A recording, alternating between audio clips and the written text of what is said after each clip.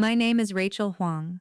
I am 34 years old, and for 11 years my mother has told every person in our family, aunts, cousins, her church group, my father's former business partners, that I am financially irresponsible, that I refuse to contribute, that when the family gathers, I arrive late, eat what I did not pay for, and leave without offering. That version of events has been repeated so many times that my cousin Deborah once texted me, unprompted, to say she hoped I was getting help with the money thing. I am here to correct the record, permanently. The specific claim is this: Rachel was invited to the anniversary dinner. She showed up an hour late, she didn't even offer to cover her share. My mother said this to my Aunt Vivian on the phone 3 days after the dinner. I know because Aunt Vivian forwarded me the voicemail, not out of loyalty, out of confusion, because according to the reservation system at Marcello's on West Elm, I was never on the guest list. I need to explain what I do for a living, because it matters. I am a revenue cycle auditor for a regional hospital network. My job is to trace billing discrepancies, to look at a charge, follow it backwards through authorization codes and timestamps, and determine whether what was billed matches what was delivered. I find the moment the number diverges from the truth. I do this 40 hours a week across 11 facilities. My hands smell like thermal receipt paper by Wednesday. When I read an invoice, my eyes go to the date field first, then the authorization line, then the total, in that order, every time, before I've consciously decided to look. That skill had caught $2.3 million in billing errors over 5 years for other people's institutions. It was about to dismantle my own mother's carefully constructed story. When my Aunt Vivian forwarded that voicemail, I was sitting at my kitchen table with a bowl of pho going cold in front of me. I listened to my mother's voice, warm, slightly wounded, the cadence she uses when she wants sympathy without asking for it directly. Say those words. She showed up an hour late, didn't even offer. I set the phone down on the table. My hand was steady. I noticed the steam had stopped rising from the broth. I noticed the time on my microwave said 9:47 p.m. I noticed I was not surprised. I was already tracing the discrepancy backwards. Before I show you the evidence that makes this version of events impossible, where are you watching from? Because the version of this story that's been circulating has probably already reached you in some form. I want you to have the real one. My mother's name is Constance. She has been hosting family events for 31 years, since she married my father in 1993. After his death in 2012, she continued. The anniversary dinners became memorial dinners, then became her dinners, her table, her guest list, her narrative about who showed up and who didn't. I want to be clear about the system. Growing up, there was a pattern. Constance decided the event. Constance decided the budget. Constance decided, after the fact, who owed what. There was never a conversation before, never a split discussed. The bill would arrive, and Constance would say a name. That name paid. If you questioned the amount, you were ungrateful. If you asked to see the itemization, you were making it about money. The genius of it was that you couldn't refuse without becoming the person she later described you as. I paid for 7 of these dinners between 2014 and 2022. Not split, paid in full. The smallest was $412. The largest was $1,900. I have the credit card statements. I have them because I am someone who keeps statements. I keep them the way other people keep photographs. The first time I was told the dinner had already happened, that I'd missed it, was in 2019. The dinner was for my parents' 26th anniversary. Except my father had been dead for 7 years. Constance hosted it anyway. I received a text at 8:14 p.m. that read, "We're finishing up. You should have been here." I had never received an invitation.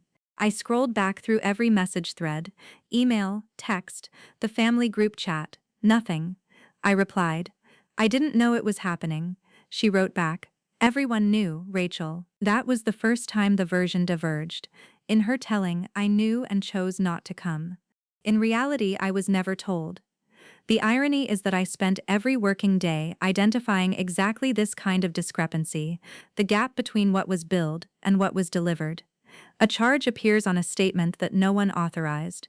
A service is listed that was never rendered. And there I was, being billed for my own absence at a dinner I was never invited to attend. I could trace a phantom charge through 6 departments in 40 minutes. It took me 3 years to trace the one in my own family. By 2022, the pattern had crystallized. Constance would host a dinner. She would invite selected family members, not me. The dinner would occur. Within 72 hours, she would tell someone, Aunt Vivian, my cousin Marcus, her friend from the church auxiliary, that I had either shown up late and refused to pay, or hadn't come at all despite being invited. The story varied slightly each time, but the thesis never changed. Rachel does not contribute. Rachel takes and does not give. The November 2023 dinner, the one that started this, was my parents' 30th anniversary. Constance booked a private dining room at Marcello's, 12 guests. The bill, I would later learn, was $3,847.62 before tip. At 9:38 p.m. that evening, I received a text from my mother that said, "You're late. Cover the bill. It's been sent to your email." I was at home, in pajamas, watching a documentary about bridge engineering on my laptop. I had not been invited. I had not been told this dinner was happening. I had received no email, no call, no text prior to 9:38 p.m. I sat very still on my couch. I looked at the text for a long time. I felt my breathing slow, the way it does when I find a charge that shouldn't exist. That moment when the numbers stop making sense, and I know I'm looking at something constructed. I felt perfectly calm. Something behind my ribs was already pulling records. Here is what I found. The first thing I did was check the email she referenced. There was no invoice, no bill, no forwarded receipt from Marcello's. The email she claimed to have sent did not exist in my inbox, my spam folder, or my trash. I called Marcello's the following Monday and spoke with their events coordinator, a woman named Patricia. I asked if my name appeared on the reservation for the November 18th private dining event under Huang. Patricia checked. It did not. The reservation was for 12 guests. She read me the confirmation email recipient, constance.huang.home@gmail.com. No CC list, no additional contacts. I was never part of this reservation. That was layer 1, the obvious insult. I was blamed for not attending and not paying for an event I was deliberately excluded from. The next thing I did was pull my own records. Every text message from my mother for the 6 months prior to November 2023. I exported the full thread. I searched for Marcello, dinner, anniversary, November, and reservation. 0 results. I then checked the family group chat, the one with my cousins and Aunt Vivian. I searched the same terms. 1 result, a message from Constance on November 12th, 6 days before the dinner, that read, "Dinner next Saturday at Marcello's. Private room, let me know if you're coming." Sent to the group chat, except I had been removed from that group chat on September 3rd, 2023. I verified the removal date through my phone's notification settings. My mother had removed me from the family group chat 76 days before announcing the dinner there. Before I show you how far back this goes, tell me where you are right now. And if someone has ever told a story about you that you weren't in the room to correct, drop it below. This one's for all of us. I needed to know if November was an anomaly or an installment. I contacted Aunt Vivian directly. I did not accuse, I did not explain. I said, "Vivian, can you help me with something? I'm trying to remember, how many family dinners has Mom hosted in the last 5 years that I didn't attend?" Vivian paused. Then she said, "Well, you've missed most of them, haven't you? Your mom says you just don't come." I asked her, "Did you ever receive a message from me declining?" Another pause. "No, but I assumed you told your mother directly." I said, "I didn't, because I wasn't invited." What Vivian told me next unlocked the third layer. She said that after the 2021 memorial dinner, one I also supposedly refused to attend, Constance had shown the table a text message from me. Vivian remembered it clearly, because the message was rude. It allegedly said, "Not coming, have fun spending Dad's money." Vivian said she'd been shocked, that it changed how she saw me, that it was the reason she stopped calling. I have never sent that message. I searched my entire text history with my mother. It does not exist. It has never existed. I sat with that information at my desk for 11 minutes without moving. I was running a parallel. In my work, there's a term, phantom documentation, a charge supported by a record that was fabricated after the fact. Someone creates a note, backdates it, attaches it to a billing cycle that already closed. It looks legitimate unless you pull metadata, unless you check creation timestamps against the service dates. I was looking at the family version of phantom documentation. My mother had created evidence, shown it to witnesses, and then destroyed or hidden it. This was not carelessness, this was construction. I spent the next 3 weeks in full audit mode. I pulled credit card statements from 2014 through 2023, every dinner I had paid for. I calculated the total, $9,214 across 7 events. I compiled every text exchange with my mother around each event. I documented the pattern, invitation, attendance, bill assigned to me post-dinner, payment, no acknowledgement. Then, in 2019, the pattern shifted. No invitation, post-dinner accusation of absence, narrative distributed to family. Same mechanism, different output. The billing moved from my credit card to my reputation. I then called Marcelo's a second time and spoke with Patricia again. I asked for something specific, the private event invoices for Huang reservations in 2021 and 2022. Patricia couldn't share them directly, but she confirmed something crucial. Both years, the invoices were paid in full at the table, by card. The card ending in 7741, my mother's card. The dinners I supposedly refused to attend, and was told I needed to pay for, had already been paid, by her, before she ever texted me. The bill she sent me in November 2023, the $3,847.62, was never unpaid. It was a manufactured debt. She wanted me to pay for a dinner she'd already covered, not because she needed the money, but because my payment would prove her version true. I built a document, 17 pages, every text, every credit card charge, every group chat screenshot showing my removal date. The confirmation email from Marcelo's, the call log from Patricia, Aunt Vivian's recollection of the fabricated text message, and at the center of it, the arithmetic. I had paid $9,214 for dinners I attended, and was never thanked. I was now being billed $3,847 for a dinner I was excluded from. The total false debt attributed to me across family conversations, approximately $14,000 in obligations I had supposedly refused. The total I had actually paid, $9,214. Documented, timestamped, traceable. I decided to present this at the family gathering my mother hosted every January, her birthday brunch, at her home. In the dining room she had redecorated 3 times, each time with larger photographs of herself on the walls. That room held 17 framed pictures. 11 of them featured only her. It was the room where she told stories. I chose it because I wanted the correction to happen where the lies were built. I arrived on time. I brought the document in a manila folder. 14 family members were present. Constance smiled when I walked in. She said, in front of everyone, "Look who decided to show up. We saved you a seat, and the bill." 3 people laughed. I set the folder on the table beside my plate. I said, "I'd like to clear something up. It'll take 5 minutes." Constance said, "Not now, Rachel. This is my birthday." I said, "It will take 5 minutes, then we can eat." She tried denial first. "I don't know what you're talking about." Then reframing, "You've always been dramatic about money. This is why people don't invite you." Then the family loyalty appeal, delivered with a hand on her chest. "After everything I've done, keeping this family together after your father died, this is how you treat me? On my birthday?" Then, to Aunt Vivian, You see what I'm dealing with?" I opened the folder. I placed the first sheet on the table, the Marcelo's confirmation email showing I was never on the guest list. Constance didn't look at it, she looked at Vivian.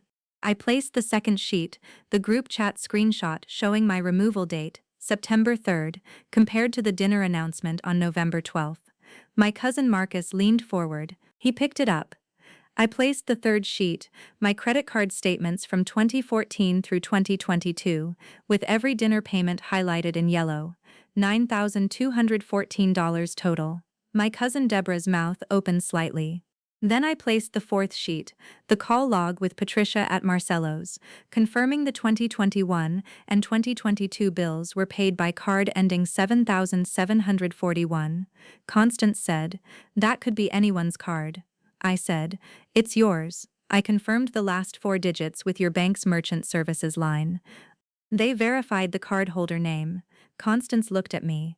Then she said, "Fine, fine. I paid, but you still owed, Marendera." "I didn't owe anything. I was never invited." She turned to the room. "She's twisting this. She's always," Marcus said, quietly, not looking at his aunt. "Mom asked me to remove Rachel from the group chat.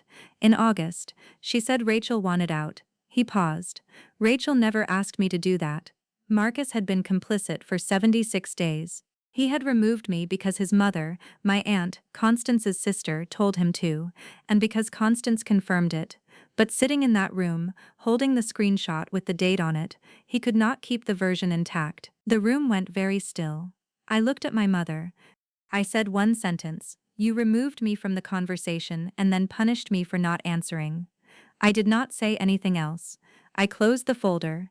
I picked up my water glass and drank from it. The room stayed silent for a long time. Constance said, "This is my birthday." "You've ruined my birthday." No one echoed her. No one said I should apologize. What followed happened across weeks and months. Aunt Vivian called me 4 days later. She said, "I repeated things about you to people without checking." She did not ask for forgiveness. She said, "I don't know how to undo that." I told her I didn't know either. She said she would start by calling the people she'd told. I said that was her decision to make. We sat in silence on the phone for almost a minute. Then she said goodbye, and we hung up. Marcus texted me a week after the brunch. He said, "I should have asked you before I removed you. I didn't think about it enough. I'm sorry." I replied, "Thank you for saying that. I did not say it was fine. It wasn't fine." He had participated in erasing me from a conversation about my own family, and I had spent months wondering why no one contacted me. His apology was real, and it left something unresolved between us, a distance neither of us pretended wasn't there. My cousin Deborah, the one who had texted me about the money thing, sent me a long message I did not respond to for 2 weeks. When I did respond, I said, "I appreciate you reaching out. I need some time." She respected that. Constance lost her birthday brunch. Not because anyone cancelled it, but because the following January, when she sent invitations, only 6 of 14 people responded. Her church auxiliary friend, Meredith, called her to say she'd heard some concerns about the dinner situation and wanted to understand. Constance hung up on her. She lost the narrative. Slowly, unevenly, but structurally. The version she'd circulated for 11 years was now competing with documentation. Financially, I did not pursue reimbursement of the $9,214. I could have. I chose not to. That was not generosity. It was a calculation. Pursuing the money would give her a new narrative. Rachel sued her own mother over dinner bills. I would not hand her another story to tell. Instead, I let the documentation speak. I let people do their own math. What I did pursue was my cousin Deborah's daughter, Lily, who was 19 and starting community college. Constance had told Lily, directly. I later learned that I was not the kind of family member you go to for help. When Lily needed $800 for textbooks that semester, she asked Constance, who said she'd look into it. Lily never received the money. I found out through Marcus. I sent Lily a check for $800 with a note that said, "For books, no strings, call me if you need anything else." I was not going to let the false narrative keep another person in this family from asking me for help when I could give it. 3 months after the brunch, Constance called me. Her voice was controlled. She said, "I think we should talk, in person, just us." I said, "I'm open to that, but I need you to know, the documentation exists, it isn't going away. If the conversation is about undoing what I presented, I'm not interested." She was quiet for a long time. Then she said, "I just want things to go back to how they were." I said, "They can't, because how they were was built on something that wasn't true." She hung up. She has not called since. I think about what it costs to carry a false version of yourself inside other people's minds. Not the anger that passes, the exhaustion, the way you stop correcting people because correction requires energy you've already spent on the original injury. The way silence becomes easier than truth, and then silence becomes the evidence they use against you. She told them I didn't show up. I didn't show up because she made sure I couldn't, and my absence, engineered by her, became proof of the story she needed to tell. I think about Vivian, who repeated the story for years without malice, but also without verification.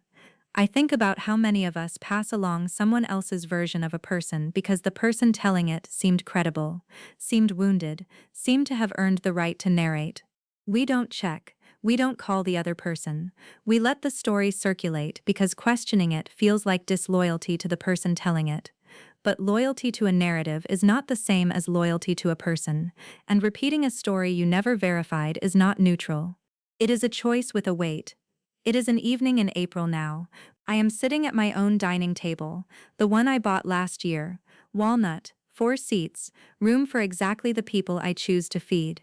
I have an open laptop in front of me with a document, the annual performance review I submitted for myself, because in my field we self-audit before our supervisors do. My name is at the top, my numbers are below it. Every charge I identified this year, correctly attributed, correctly documented, accurate, mine. In the top margin of the document, next to the date field, there is a small notation I always include, a running total of discrepancies identified for the year. This year's number is $847,000. It is just a number on a page, but it belongs to no one's version but mine. If you told someone else's story without them in the room, whose version did you tell? And when the full record finally came out, did you correct the version you passed on?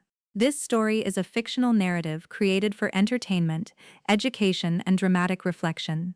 We hope it reminded you that your dignity is not negotiable, and that setting a boundary, even a painful one, can be an act of love for yourself and everyone the pattern would have reached next.